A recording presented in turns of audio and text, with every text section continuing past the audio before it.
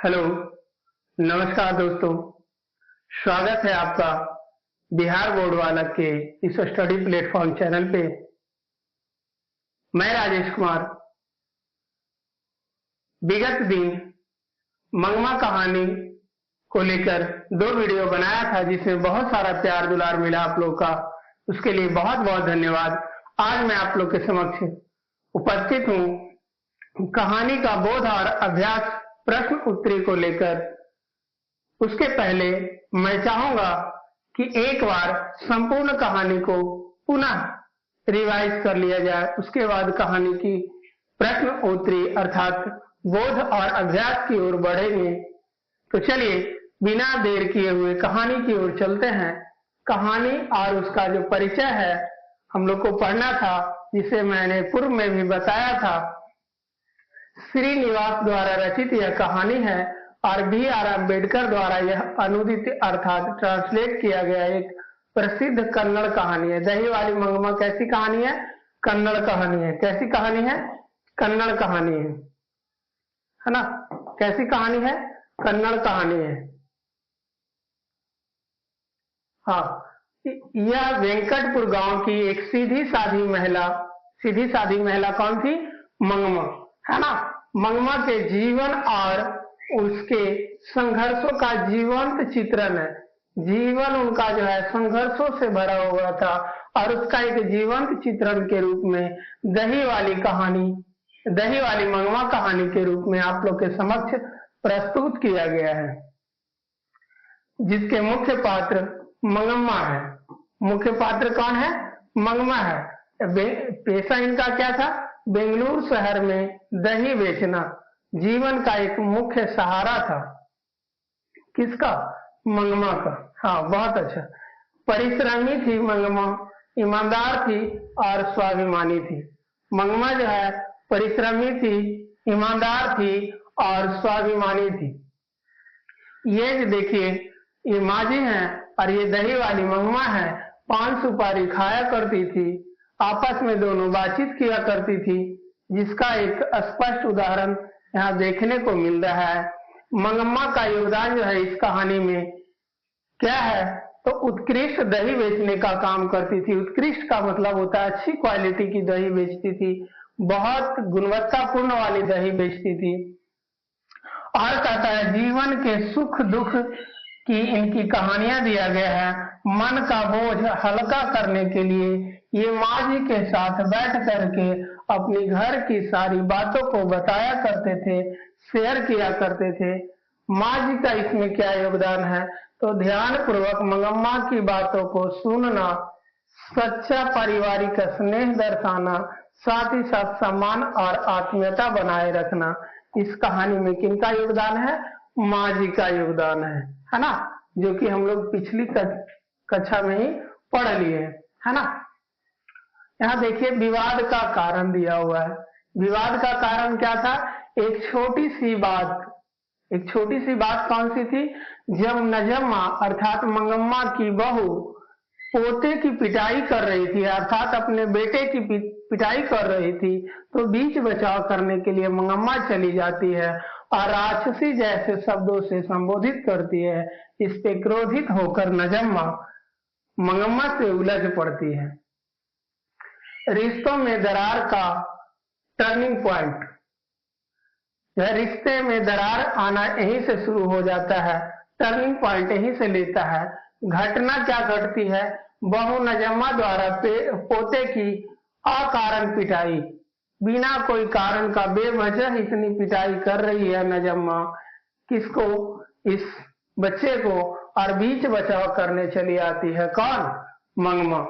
प्रतिक्रिया होता है कि मंगमा का हस्तक्षेप और तीखी बहस हो जाती है। सास और बहू में विवाद का मुख्य रूप से यही एक छोटा सा कारण है। इसका परिणाम क्या होता है? बेटे द्वारा पत्नी का पक्ष लिया जाता है। बेटा जो है अपनी पत्नी का पक्ष लेता है, माँ का पक्ष नहीं लेता है, जिससे माँ नाराज हो जाती है और मंगमा का दिल जो है क्या हो जाता है? टूट जाता है। माँ का दिल जो है टूट जाता है, जिसके कारण वह अलग रहने की फैसला ले लेती है। हाँ, दर्द और पारिवारिक से अलगाव, परिवार से अलगाव, घर और परिवार से अलगाव। मंगम्मा देखिए यहाँ पे स्वतः ही खुद ही अकेले ही खाना बना रही है। यह इसकी आंतरिक पीड़ा है। कैसी पीड़ा है?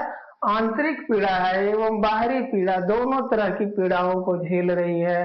कौन? तो मंगम्मा, है ना। आंतरिक इसका पीड़ा क्या है? जिस बेटे को पाला उसी से आज क्या हो गई है? दूर हो गई है, दूरी रहती है। बुढ़ापे में स्वाभिमान पर भी गहरी चोट लग रही है। जब ये जवान थी, यंग थी, तो इसी बेटा को एक भी शब्द बोलने की हिम्मत नहीं होती थी, परंतु आज जब पत्नी आ गई है तो यह बेटा पत्नी का पक्ष लेता है। यह इसकी आंतरिक पीड़ा है। साथ ही साथ अकेलापन का मानसिक दर्द जो है झेल रही है। बुढ़ापे में भी अकेली रह रही है। एक तरह से ये मानसिक दर्द है ना। दूसरी है बाहरी दृढ़ता। बाहर जो है एकदम बिल्कुल दृढ़ दिखती है, शक्तिशाली महिला दिखती है, अर्थात अपने आप को कमजोर नहीं समझती है, तुरंत अलग रहने का फैसला ले लेती है। साहसिक फैसला माना जाता है यह एक, क्योंकि वृद्ध महिला होने के बावजूद भी तुरंत अलग रहने की फैसला लेती है। यह साहस भरी फैसला है। अपना भोजन स्वयं बनाना, अपना खुद का भोजन खुद बनाने के लिए अपने बलबूते पे खड़ा हो गई कि हम खुद ही बना लेंगे, खा लेंगे, कोई बात नहीं। उदासी के बावजूद दही बेचने का काम निरंतर जारी रखना। ऐसा नहीं है कि दही बेटे और बहू से अलग हो गई तो दही बेचना छोड़ दी कि अब क्यों हम दही बेचेंगे, ऐसा कुछ नहीं की। दही निरंतर बेचते रही ताकि गांव वालों के भी इसकी भनक ना लगे, है ना। और साथ ही साथ उस पैसे से जो दही बेच करके पैसे इकट्ठा करती थी, उससे जो है मखमल का ब्लाउज और स्वाभिमान, मखमल का ब्लाउज सिलाती है और स्वाभिमान के साथ उसको पहनती है कि चलो अब मेरा कौन है, बेटा पोता था, बेटा था, बहू था, दोनों अलग ही हो गए, तो अब मैं किसके लिए पैसा इकट्ठा करूं। मंगम्मा का दृष्टिकोण जो है मखमल के ब्लाउज के प्रति क्या है और बहू नजम्मा का दृष्टिकोण मखमल के ब्लाउज के प्रति क्या है, आइए इसको स्पष्ट रूप से जानते हैं। मंगम्मा चाहती है कि हम मखमल का ब्लाउज इसलिए पहन रहे हैं क्योंकि अब हम आजाद हैं, आजादी का एहसास कर रही थी। वो ऐसा सोच रही थी कि अब हमारे ऊपर किसी का बॉन्डिंग नहीं है, किसी का बंधन नहीं है, हम आजाद हैं, अपने पैसे कमाते हैं और खुद पे ही खर्च करते हैं।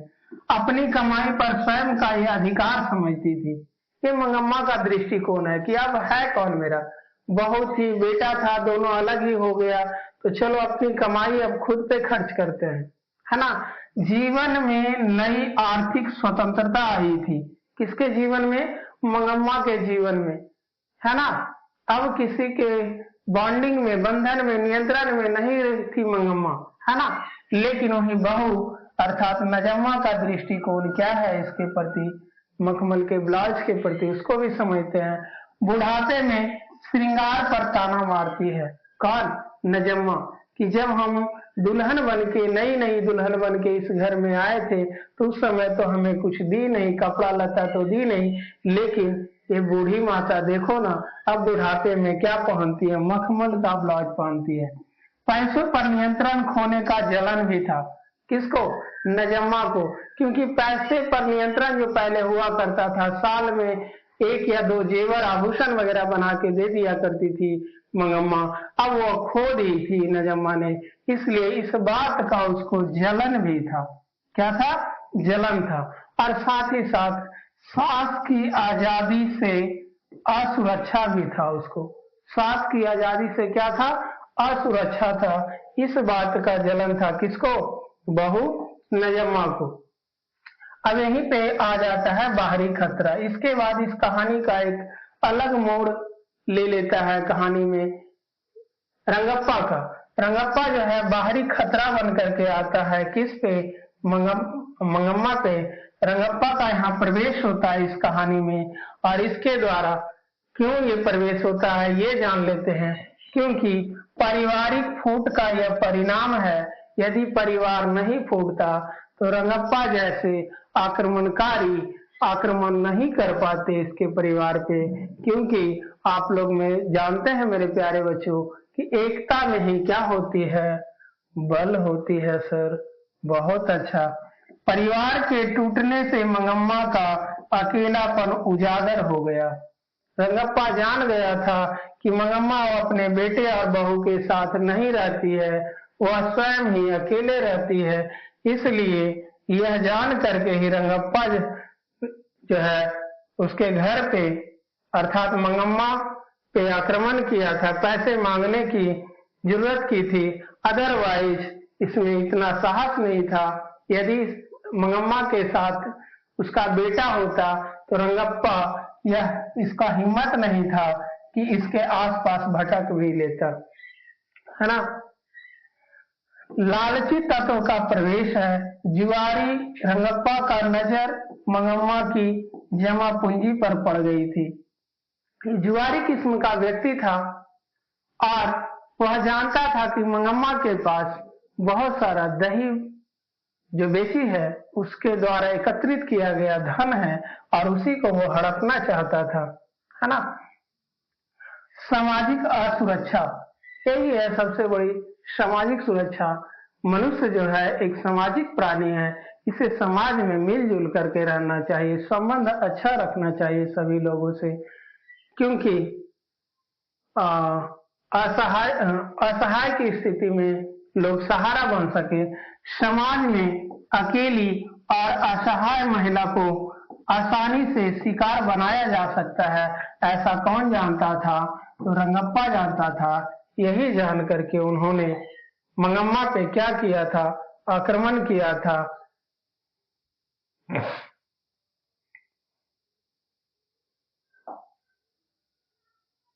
हाँ, यहाँ से देखिए बहू को भनक लग जाती है।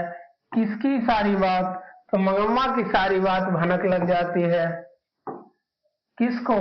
बहू को, कि हमारे बहू को भनक और उसकी चिंता होने लगती है कि हमारे सास से पैसे मांग रहा है। कौन? रंगप्पा। और वह खुद ही आकर बोला है कि तुम्हारी सास से मैंने पैसे मांगा हूँ और वह देने के लिए भी राजी हो गई है।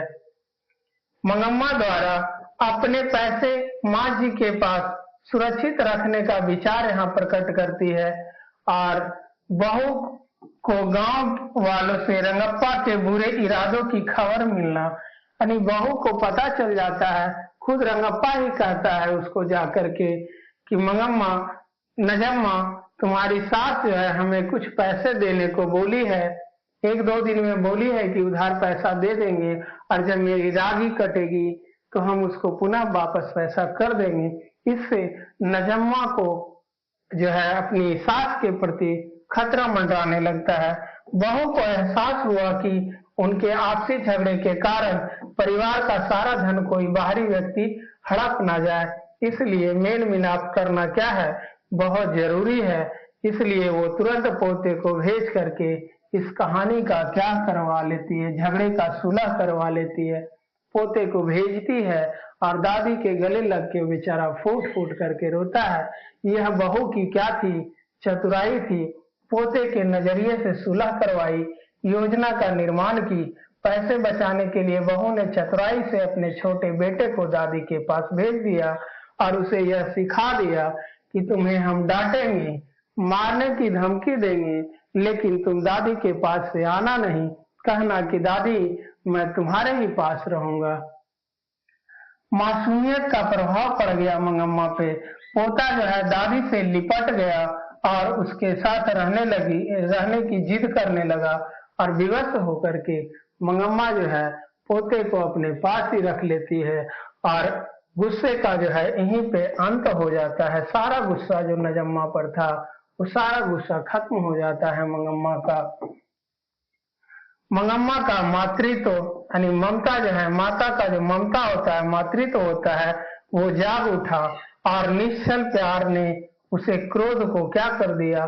खत्म कर दिया।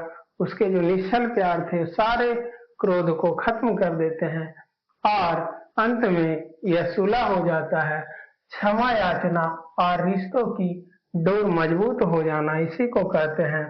अंत में नजम्मा जो है अर्थात मंगम्मा की बहू आकर के क्षमा मांगती है कि छोड़ो ना माँ जी, उस समय आवेश में मैंने भी अपशब्द बोला, आपने भी अपशब्द बोला, अब पुरानी बातों पे मिट्टी डालते हैं, अब नए तरीके से फिर से आपस में मिलजुल करके रहते हैं, है ना। मीठे शब्द बोली और माफी मांगी, सम्मान वापसी मिल गया, चतुराई चतुर पारिवारिक सुलह हो गया, दही बेचने का जिम्मेदारी लेना, ये खुद ही कहती है कि अब आपका शरीर जो है बुढ़ापा वाली शरीर हो गई है, अब क्यों आप इतनी दूर दही बेचने जाते हैं, छोड़िए ना, दही बेचने का काम मैं कर लेती हूँ, आप घर में रानी की तरह रहिए और पोते को खिलाइए, बस छोटा सा काम है आपका, खाना वाना बनाइए, खाइए, आराम से पोते के साथ रहिए। बहू ने कूटनीति से माफी मांग ली और घर के खजाने की चाबी भी अपने हाथ में ले लेती है। यही इस कहानी का जो है अंतिम पड़ाव है। और अंत में लेखिका द्वारा अर्थात माँ जी के द्वारा इस कहानी में यह बताया गया है कि यदि एक बच्चे को यहाँ पे खड़ा कर दी जाए तो इसका पैर पकड़ के खींचने की जो दशा है, मगरमच्छ की दशा जो है नजम्मा की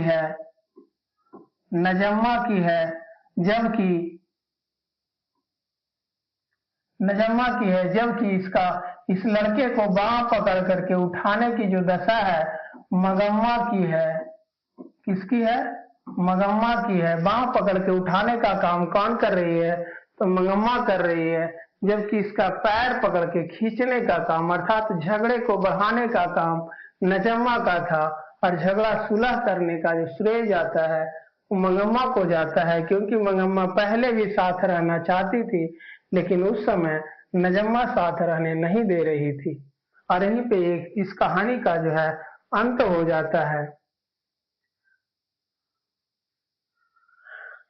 इस कहानी से हमें यही शिक्षा मिलती है कि एकता में ही क्या है? बल है। एकता में ही क्या है? बल है।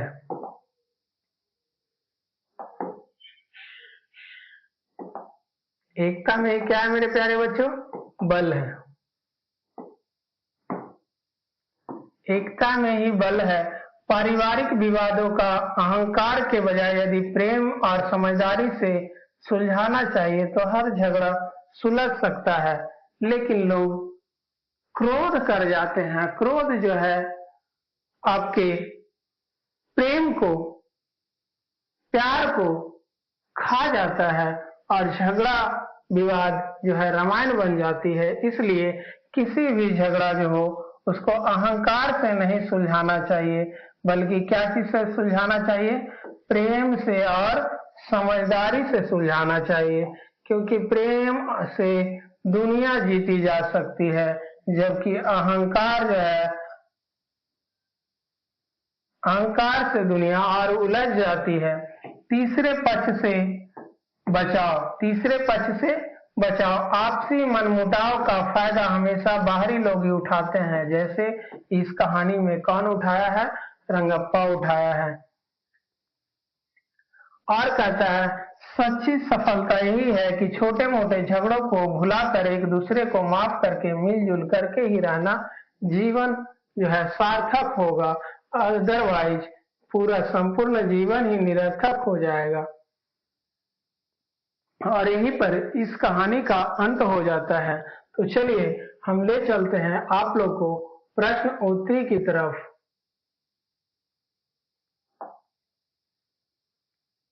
सबसे पहला प्रश्न है इसका, मंगम्मा का अपनी बहू के साथ किस बात को लेकर विवाद था? मंगम्मा का जो है अपनी बहू के साथ किस बात को लेकर विवाद था? देखिए मेरे प्यारे बच्चों, जब भी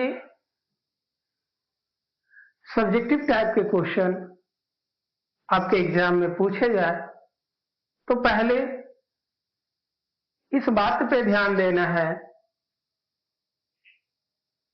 कि आप प्रश्न को सही ढंग से पढ़ेंगे। प्रश्न हमसे चाह क्या रहा है, मांग क्या कर रहा है, पूछ क्या रहा है, उसके बाद उस पूछे गए प्रश्न के प्रति तार्किक भाव से सोचना है कि इसका सही सही आंसर क्या हो सकता है। लघु उत्तरीय प्रश्न, अति लघु उत्तरीय प्रश्न और दीर्घ उत्तरीय प्रश्न, 3 तरह के प्रश्न पूछे जाते हैं हिंदी विषय में, खासकर सब्जेक्टिव में। तो इन तीनों प्रश्नों का जो है जवाब देना बहुत ही आसान है, सरल है, आप लोग आसानी से जवाब दे सकते हैं। हिंदी जो है शब्दों का खेल है बाबू। शब्द से खेलना जिस बच्चे ने सीख लिया उसके लिए हिंदी बहुत ही सरल हो जाती है, आसान हो जाती है, बहुत जटिल नहीं है ये, आप भी लिख सकते हैं। यदि दीर्घ उत्तरीय प्रश्न है तो उसको मैं क्या करूंगा, पहले छोटे छोटे खंडों में विभक्त कर लूंगा, बांट लूंगा और उसके बाद आंसर लिखना प्रारंभ करूंगा, है ना। तो जैसे कि पहली कहानी में पूछा गया है, मंगम्मा का अपनी बहू के साथ किस बात को लेकर विवाद था, यानी किस बात के लिए मंगम्मा अपनी बहू से झगड़ा की थी। तो आप लोग कहानी में जाने होंगे कि एक दिन की बात है, नजम्मा ने अपने पोते की पिटाई बेरहमी से कर दी थी और उसी बेरहमी की पिटाई की वजह से बीच बचाव करने के लिए पहुंच गई थी कौन, ये मंगम्मा, कि एक छोटा सा बालक है, बच्चा है और इतनी बेरहमी से तुम क्यों पीट रही हो। वहां पे कड़े शब्दों का प्रयोग की थी और वह शब्द कोई और नहीं, कौन सी शब्द है, राक्षसी। जी हाँ, राक्षसी। अब कोई यंग महिला जो नई नई घर में दुल्हन बन के आई है, उसे आप इस ऐसे आपत्तिजनक शब्दों से संबोधित करेंगे तो क्या उससे गुस्सा नहीं आएगी, जाहिर सी बात है गुस्सा आ जाएगी सर। और इसी के कारण जो है यह कहानी रामायण बन गई, है ना। तो चलिए इसको मैंने छोटे छोटे पार्ट में इसको विभक्त किया है, बांट करके इसका उत्तर बनाने का काम किया है। तो आइए आप लोग के साथ साझा करते हैं, है ना। इसका उत्तर सही उत्तर हो सकता है, मंगम्मा का अपनी बहू नजम्मा के साथ विवाद का तत्कालीन कारण पोते की पिटाई था। तत्कालीन कारण, है ना, विवाद तो पहले से भी हुआ होगा, घर में आपस में होता है। हमारे बिहार में कहावत है कि जहां बर्तन रहता है ना वहां ढुनमुनाता जरूर है ना, यानी ढलर पटल होगा जरूर। तो पहले भी कई बार हुआ था नजम्मा और मंगम्मा के साथ, लेकिन तत्कालीन कारण जो था ना वो पोते को लेकर के था, पोते के पिटाई को लेकर, है ना। लेकिन इसके मूल में अधिकार और स्वाभिमान की लड़ाई छिपी हुई थी। मेन जो कारण था ना अधिकार का था और स्वाभिमान की लड़ाई थी। नजम्मा चाहती थी कि दही हम बेचे, मंगम्मा चाहती थी नहीं मैं तो बरसों से बेचती आ रही हूं, मैं अपना अधिकार कैसे उसको दे दूंगी, वो बहू है, घर तक रहे, सिमट के रहे, मैं जो कहूंगी वो सुनेगी। अब दोनों जो है अपनी स्वाभिमान के साथ कोई समझौता करना ही नहीं चाहती है, ये स्वाभिमान और अधिकार की लड़ाई है। पोता की पिटाई तो सिर्फ एक बहाना है ना। तो आइए चलिए देखिए, इसको मैंने 5 खंड में विभक्त किया है। छोटा सा प्रश्न है, उसका उत्तर लिखने के लिए मैंने 5 भागों में उसे बांटा है और इस 5 भागों का विश्लेषण मैं अभी आपके समक्ष करता हूं। कहता है तत्कालीन कारण पोते की पिटाई, बहू नजम्मा ने अपने छोटे बेटे यानी मंगम्मा के पोते की पिटाई की किसी बात पर बेरहमी से पिटाई कर दी थी। मंगम्मा से अपने पोते का दुख नहीं देखा गया और उसने बहू को डांटते हुए कह दिया, क्यों री राक्षसी, इस छोटे से बच्चे को क्यों पीट रही है ना। राक्षसी यहां कहना सही था क्या, यहाँ पे प्रेम से भी सुलझाया जा सकता था इस झगड़े को, है ना, अच्छे से भी बोला जा सकता था। यहाँ कड़े शब्दों का प्रयोग किया गया है। अधिकारों का जंग हो गया। अब बहू कहती है कि सास को बहू को सास का यह हस्तक्षेप पसंद नहीं आया और उसने पलट कर जवाब दिया कि उसे अपने ही बच्चे को सुधारने और मारने का अधिकार, उसने सास को अपनी सीमा में रहने को कह दिया। कहा कि मेरा बेटा है, मैं कुछ भी करूं। अगर मैं अपने बेटे को नहीं पीट सकती, अपने बेटे को सुधार नहीं सकती, तो मुझे बहू होने का क्या फायदा? मैं भी तो एक बेटे की मां हूं। ये अधिकार की लड़ाई है। और सास को कहती है कि तुम अपनी सीमा में रहो, है ना।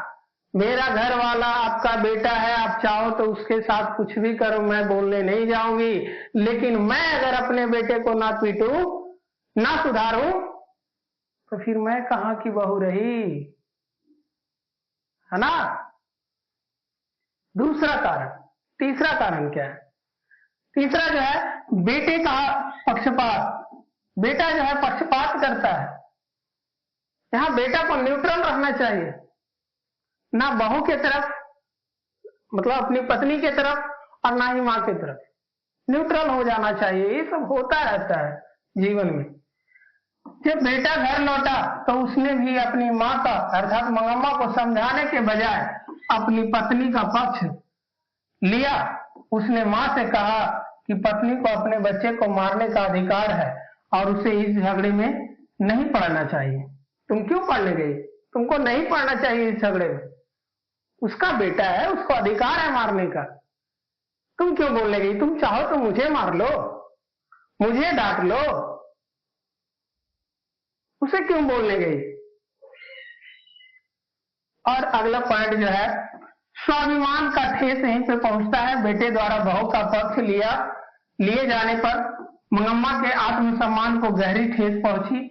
इसके परिणाम स्वरूप उसने उसी दिन दोपहर से अलग रहने का अपना योजना स्वयं बनाने का निर्णय ले ली।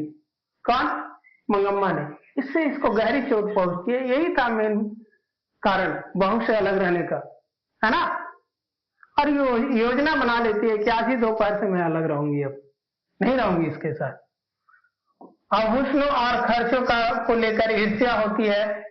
बहू को इस बात की भी ईर्ष्या थी कि सास स्वतंत्र होकर पैसे कमाती है, मखमल का ब्लाउज सिलवाती है और अपने पास गहने रखती है। इस बात को भी जलन था बहू को। झगड़ा का मेन कारण तो यहाँ है ना। पोते की पिटाई सिर्फ एक बहाना मात्र था। चलिए चलते हैं दूसरे प्रश्न की ओर। ये था पहला प्रश्न, है ना। इसका दूसरा प्रश्न,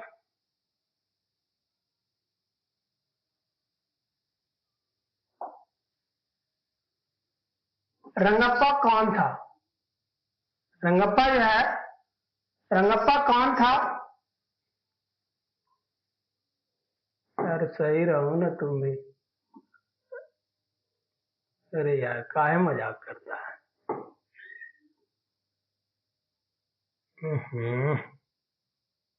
हद हो यार तुम भी। रंगप्पा कौन था और वह मंगम्मा से क्या चाहता था, है ना। रंगप्पा जो है कौन था और वह मंगम्मा से क्या चाहता था? तो रंगप्पा का परिचय, रंगप्पा मंगम्मा के ही गांव अर्थात कहाँ का, वेंकटपुर का रहने वाला एक जुआरी प्रवृत्ति का व्यक्ति था, है ना। रंगप्पा जो है वेंकटपुर का रहने वाला एक जुआरी प्रवृत्ति का रहने वाला एक शौकीन मिजाज का व्यक्ति था, आवारा था, जुआरी था, व्यक्ति था। वह गांव में लोगों से कर्ज मांगने और जुआ खेलने के लिए कुख्यात था। रंगप्पा जो है अपने गांव का एक कुख्यात व्यक्ति था, अपराधी किस्म का व्यक्ति था। उसका काम क्या था? शौकीन मिजाज का व्यक्ति था, साथ ही साथ आवारा था, जुआरी था। गांव के लोगों से कर्ज मांगने और जुआ खेलने के लिए वह जाना जाता था, है ना। रंगप्पा का चाहत अर्थात इसका उद्देश्य क्या था? मंगम्मा के पैसे हड़पना। जब रंगप्पा को पता चला कि मंगम्मा अपने बेटे बहू से अलग रहने लगी है और वह दही बेचकर काफी पैसे जमा कर चुकी है, बचा चुकी है, तो वह उसके पैसों पर डोरे डालने लगा। वह चाह रहा था कि मंगम्मा के पैसा जो है हम हड़प ले कर्ज के बहाने। कर्ज की आड़ में चालाकी, उसने रास्ते में अमराई के कुएं के पास मंगम्मा को रोककर चालाकी से कहा कि वह रागी की फसल बेचते ही उसका सारा पैसा ब्याज समेत लौटा देगा और वह कर्ज मांगने लगा, है ना। ऐसा किया था ना बच्चों? हाँ, बहुत अच्छा। अकेलापन का फायदा उठाना रंगप्पा भली भांति जानता था कि मंगम्मा अब अकेली है और उसका संरक्षण करने वाला कोई नहीं है, इसलिए उसने मंगम्मा के शारीरिक और मानसिक रूप से प्रभावित करने के लिए उसका हाथ भी पकड़ा था और उसे डराने धमकाने की कोशिश की ताकि वह डर से उसे पैसे दे दे, है ना। यह इसका सार्थक उत्तर हो सकता है। यदि आप चाहें तो इसका स्क्रीनशॉट भी ले सकते हैं, है ना।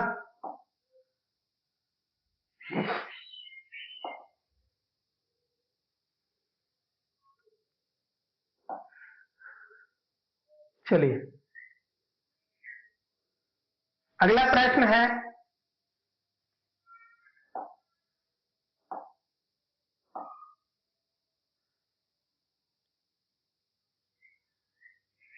बहू ने सास को मनाने के लिए कौन सा तरीका अपनाया? बहू ने सास को मनाने के लिए कौन सा तरीका अपनाया? तो आइए देखते हैं। बहू नजम्मा बेहद समझदार और चतुर महिला थी। जब उसे पता चला कि मंगम्मा अलग रह रही है और रंगप्पा जैसे लोग उसके पैसे और गहनों हड़पने के ताक में हैं, तो उसने सास को वापस मनाने के लिए भावनात्मक पुल अर्थात इमोशनल ब्रिज का सहारा लिया। भावना से खेली, इमोशनल कर करके उसको जो है अपने साथ मिला लिया। किसको? अपनी सास को, है ना। पोते को माध्यम बनाना, नजम्मा ने अपने बेटे अर्थात मंगम्मा के पोते को माध्यम बनाया कि एक छोटा सा बच्चा ही जिससे विवाद शुरू हुआ है, शायद वही बच्चा उसको सुलझा सकता है। हम पे उतना ममता नहीं है, मंगम्मा को अपने बेटे पे उतना ममता नहीं है, क्योंकि उन्होंने मेरा पक्ष लिया है। तो अगर मानेगी तो किससे मानेगी? अपने पोते से, इसलिए उसके पोते को ही उन्होंने माध्यम बनाया। बहू ने अपने बेटे मंगम्मा के पोते को अच्छी तरह सिखा पढ़ाकर मंगम्मा के पास भेज दिया। उसने बच्चे से कहा कि वह अपनी दादी के पास ही रहे और अपने साथ बेंगलुरु जाने का जिद करे। मंगम्मा ने सिखा दिया था कि बेटा तुम जाओ दादी के पास और दादी से कहना कि दादी अब जो है मैं आप ही के साथ रहूंगा, और तुम यदि दही बेचने जाएगी ना तो मैं भी तुम्हारे साथ दही बेचने जाऊंगा, है ना। और यह भी सिखाया कि यदि मैं डांटने के लिए आऊं, तुम्हें पीटने की धमकी दूं, डांटूं, तो दादी में जोर से लिपट जाना और कहना दादी मैं तुम्हें छोड़कर नहीं जा सकता, नहीं जाऊंगा, तुम्हारे ही साथ रहूंगा, है ना। और ऐसा ही उस बच्चे ने किया। दादी जो है भावना में बह जाती है और पुनः इस झगड़े का निपटारा हो जाता है। मंगम्मा का वात्सल्य जागना, है ना, बालक के प्रति जो है वात्सल्य जाग गया। मंगम्मा अपने पोते से अगाध प्रेम करती थी। जब पोता उसके पास रहने की जिद करने लगा और उसके बिना रहने का को तैयार नहीं हुआ, तो मंगम्मा का दिल जो है क्या हो गया? पिघल गया, है ना। अपराध बोध और माफी, जब बच्चे के बहाने दोनों परिवारों के बीच बातचीत का रास्ता खुला, तो बहू और बेटे ने मंगम्मा के पास आकर के अपनी पुरानी गलती स्वीकार की और कहा उस दिन हमसे गलती हो गई, तुम भी गुस्सा करके यूं रहेगी तो कैसे चलेगा माँ, है ना। वो अपनी गलती का एहसास करता है, कहता है कि उस दिन तो हमसे गलती हो गई, यदि तुम भी इसी तरह से करती रहेगी माँ तो बताओ ना कैसे चलेगा। है ना। घर की जिम्मेदारी सौंपना, बहू ने बहुत आदर पूर्वक मंगम्मा को घर की मालकिन स्वीकार किया और खुद को घर के बाहर काम तथा रसोई संभालने की जिम्मेदारी देकर सास को दही बेचने के काम से मुक्त करने का प्रस्ताव रखा ताकि वे आराम कर सके। इस प्रकार बहू की यह कूटनीति और भावनात्मक योजना पूरी तरह सफल हो जाती है। यही था इस प्रश्न का उत्तर। बहू ने सास को मनाने का कौन सा तरीका अपनाया था? ये सारे तरीके अपनाए थे कौन? बहू ने, है ना। यदि आप चाहे तो इसका एक स्क्रीनशॉट भी ले सकते हैं आप लोग, है ना। लीजिए, मैं एक बार साफ करके यहाँ से हट भी जाता हूँ ताकि आप लोग इसे स्क्रीनशॉट लेकर के पुनः बाद में इसको आसानी से लिख पाए।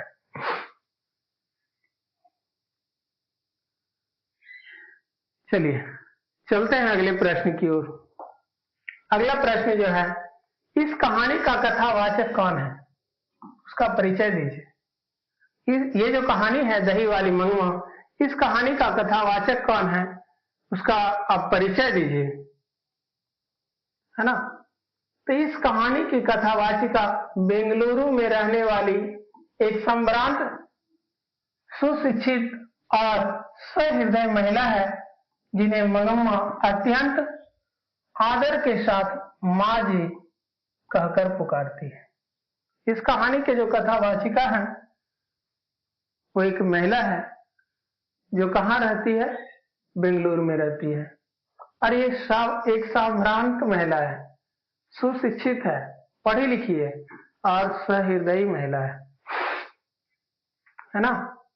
कथावाचिका को मंगम्मा क्या कह के पुकारती है? माँ जी कह के पुकारती है ना। तो आइए इनका परिचय जान लेते हैं। किनका परिचय? तो लेखक का परिचय, है ना, कथावाचिका का परिचय। सच्ची मित्र और संवेदनशील श्रोता है।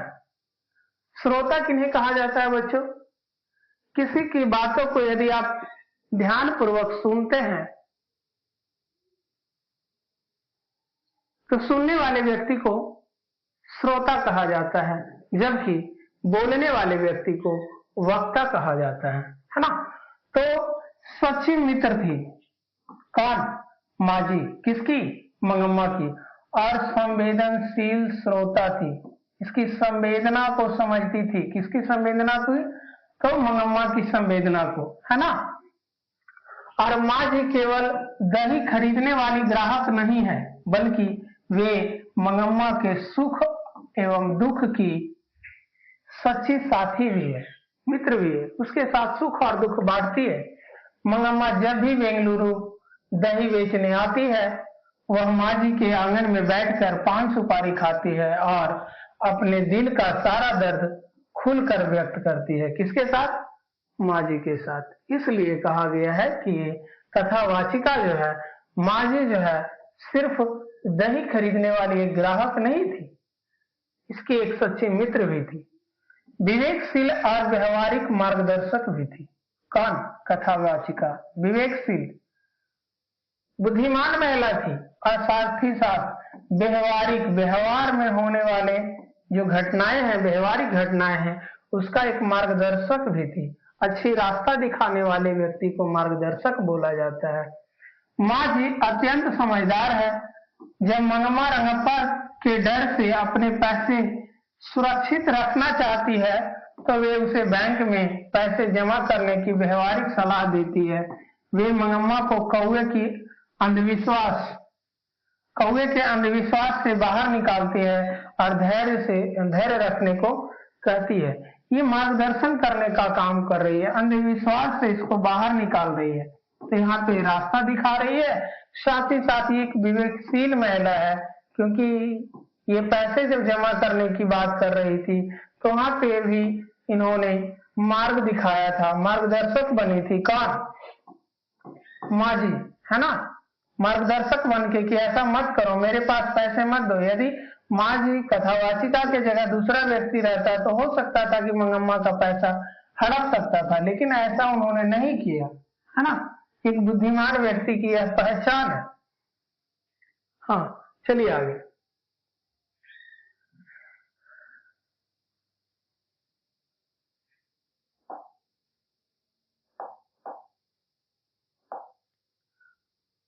आगे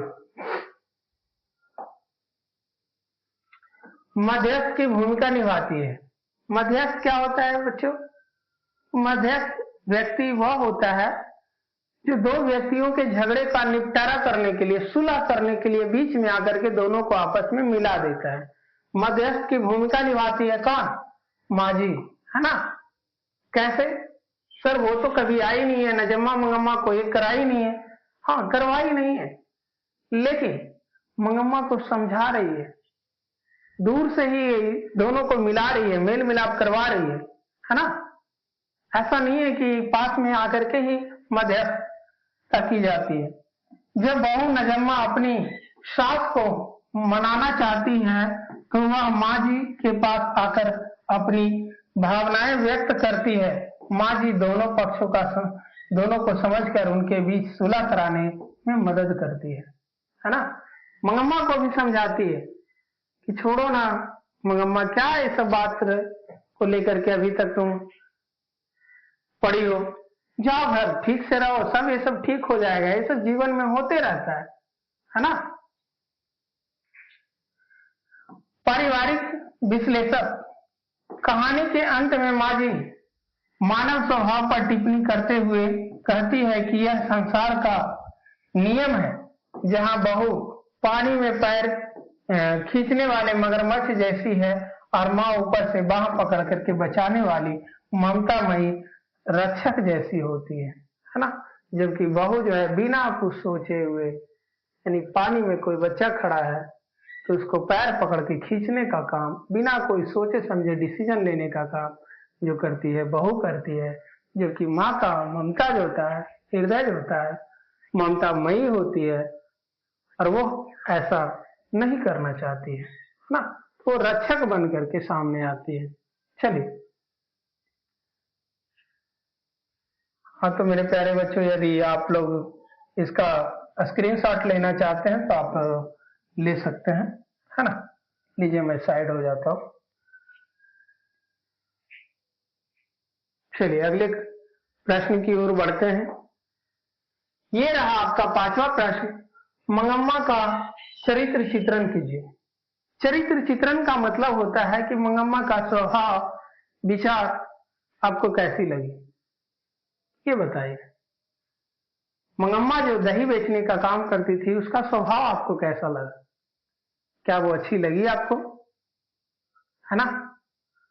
आपको पसंद आई? आपके विचार से वो अच्छी थी या बुरी थी, वो आप अपने विचार के प्रकट कीजिए, है ना। तो चलिए, इसको भी मैंने 5 भाग में बांटा है और बारी बारी से सभी पॉइंट को डिस्कस करता हूं। मंगम्मा जो है परिश्रमी और आत्मनिर्भर महिला थी। मंगम्मा कैसी महिला थी? परिश्रमी थी। 3 मील दूर, घर से 3 मील दूर बेंगलुरु शहर जाकर के प्रत्येक दिन दही बेचती थी, तो ये परिश्रम वाला काम है। साथ ही साथ आत्मनिर्भर थी, यानी खुद का जो है किसी भी चीज का जो है खर्च खुद उठाती थी, किसी के आगे हाथ फैलाने नहीं जाती थी। आत्मनिर्भर का मतलब होता है अपनी आवश्यकता की सारी वस्तुओं का वहन जो है खुद ही कर लेना, आत्मनिर्भर कहलाता है। मंगम्मा अत्यधिक परिश्रमी महिला है। वृद्धावस्था में भी वह रोज अपने गांव वेंकटपुर से 3 मील पैदल चलकर बेंगलुरु दही बेचने जाती है और सम्मान के साथ अपनी जीविका कमाती है ना। किसी के साथ कोई समझौता नहीं करती है, सम्मान के साथ जीवन जी रही है। साथ ही साथ अत्यंत स्वाभिमानी भी है, बहुत ज्यादा स्वाभिमानी है। वह अपने आत्मसम्मान से कभी भी समझौता नहीं करती है। जब उसकी बहू ने उसे आप शब्द कहती है और बेटा भी बहू के साथ देता है, तो वह अपमान सहने के बजाय अलग रहकर अपनी मेहनत की रोटी खाना स्वीकार करती है ना। ये स्वाभिमानी महिला है, अत्यंत स्वाभिमानी महिला है ना। कौन? मंगमा। चलिए आगे देखते हैं। यह ममतामयी माँ और स्नेही दादी है। ममतामयी माँ है और स्नेह से भरा हुआ दादी है, क्योंकि ये बेटे के प्रति भी ममता दिखाती है, साथ ही साथ अपने पोते के प्रति स्नेही दादी है। मंगम्मा का हृदय वात्सल्य से भरा हुआ है ना। उसने अतीत में अपनी बहू के लिए कड़े, कर्णफूल, झुमके जैसे आभूषण बनवाए थे, क्योंकि भविष्य में बेटा को ये काम देगा, है ना। वह अपने पोते से इतना प्रेम करती थी कि उसके लिए रोज शहर से मिठाई ले जाती थी, है ना। स्नेही दादी है। आप लोग की दादी माँ कैसी है कमेंट में जरूर बताइएगा, है ना। आपके दादी स्नेह करती है या नहीं करती है? हमारी दादी जो है बहुत अच्छी थी, नो डाउट, परंतु अब इस दुनिया में नहीं है, अफसोस है इस बात का, है ना। और अत्यंत पोते के प्रेम के कारण ही अपना सारा गुस्सा भूल करके बहू के साथ क्या हो जाती, मिल जाती है। अंततः यही होता है कि पोते के साथ मिल करके सारा गुस्सा भूल करके जो है बहू के साथ रहने के लिए स्वीकार कर लेती है। ये ऐसा कौन करती है? तो मंगम्मा करती है। सरल और अंधविश्वासी है। मंगम्मा जो है बिल्कुल सरल है, साथ ही साथ क्या है? अंधविश्वासी है। अंधविश्वासी क्यों कहा गया है?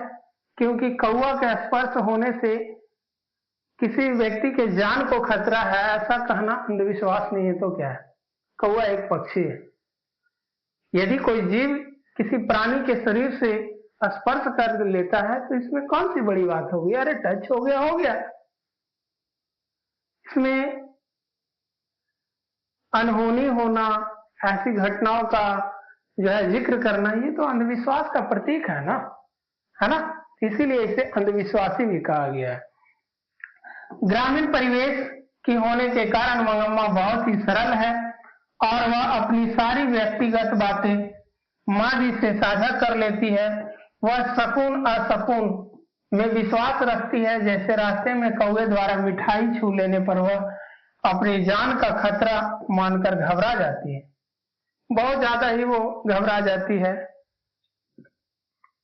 यह भी सोचने लगती है कि चलो अच्छा हुआ, कम से कम इस दुनिया से तो चले जाएंगे, जीवन से तो छुटकारा मिल जाएगा।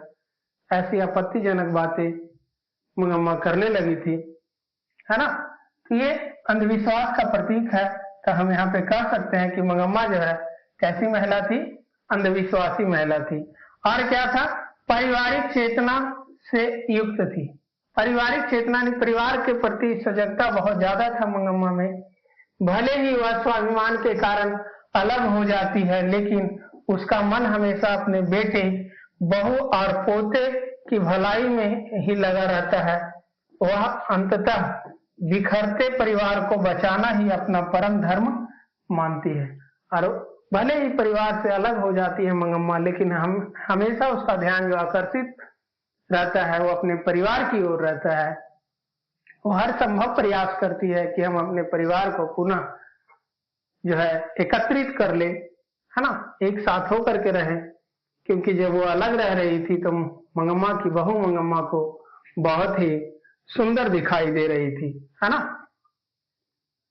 चलिए, तो ये था आपके पाठ्य पुस्तक का 5वां प्रश्न। यदि आप लोग चाहें तो इसका भी स्क्रीनशॉट आप लोग ले सकते हैं, है ना। लीजिए, मैं साइड हो जाता हूं।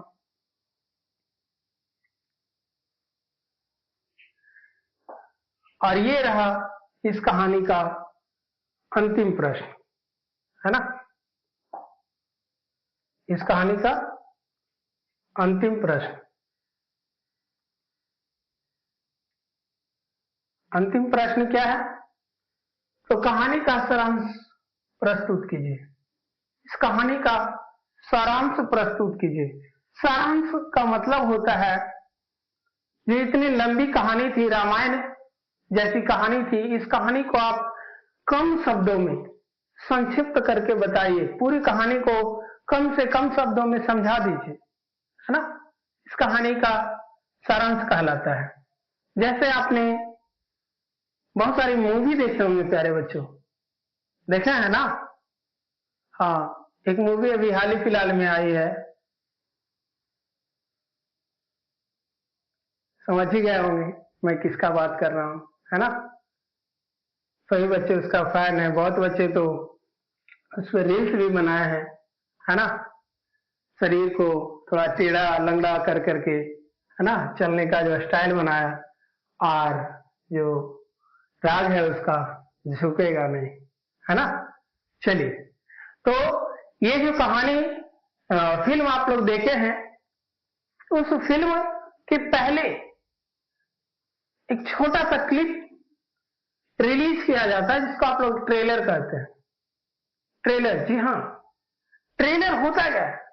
ट्रेलर मीन्स पूरी फिल्म में जो दिखाई गई कहानी है, स्टोरी है, उसको एक छोटा सा दृश्य आपके सामने प्रस्तुत कर दिया जाता है, जिसको आप देख करके समझ जाते हैं कि कहानी बड़ा, ये जो फिल्म जो है बड़ा जबरदस्त है, इसमें कहानी बहुत अच्छी है, एक्शन से भरपूर है, और आप आकर्षित होकर के सिनेमा हॉल में चले जाते हैं देखने के लिए, है ना।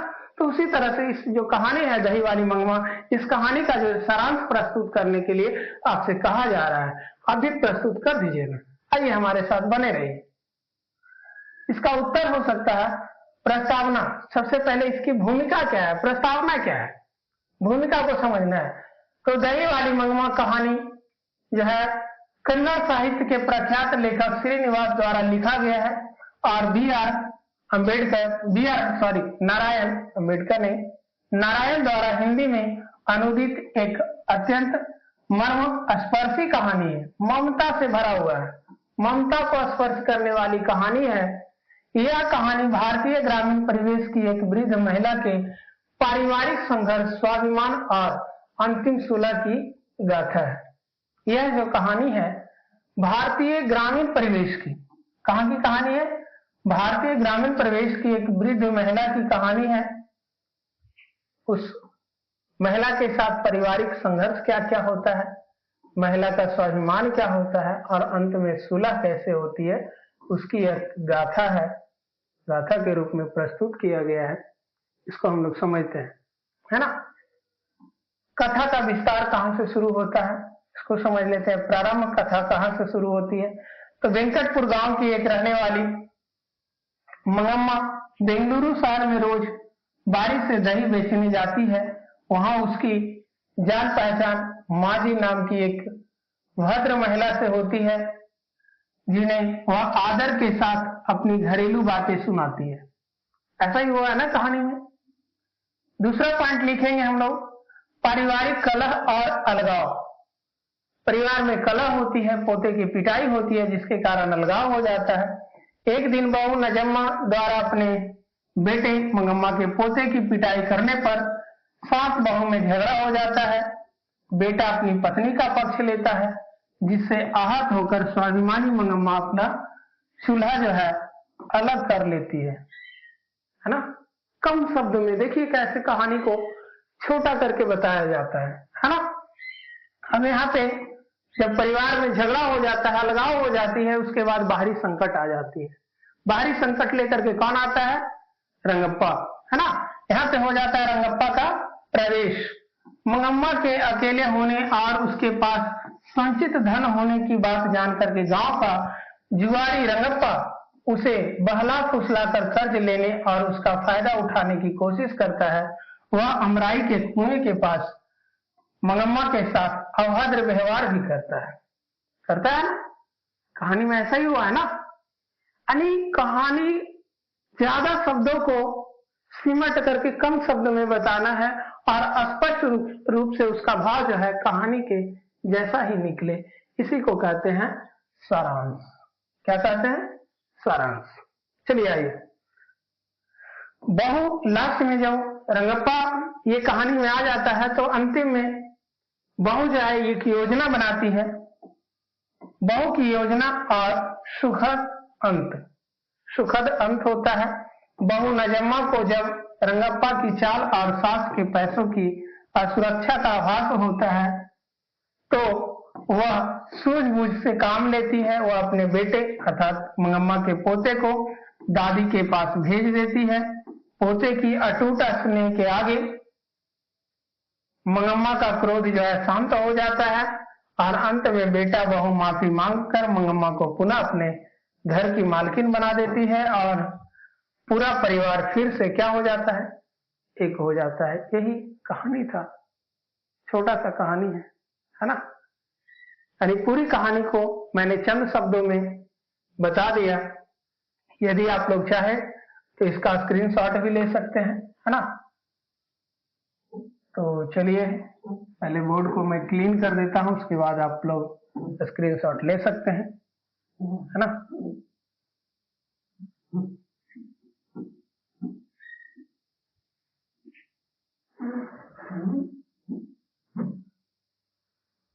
ले लीजिए आप स्क्रीनशॉट।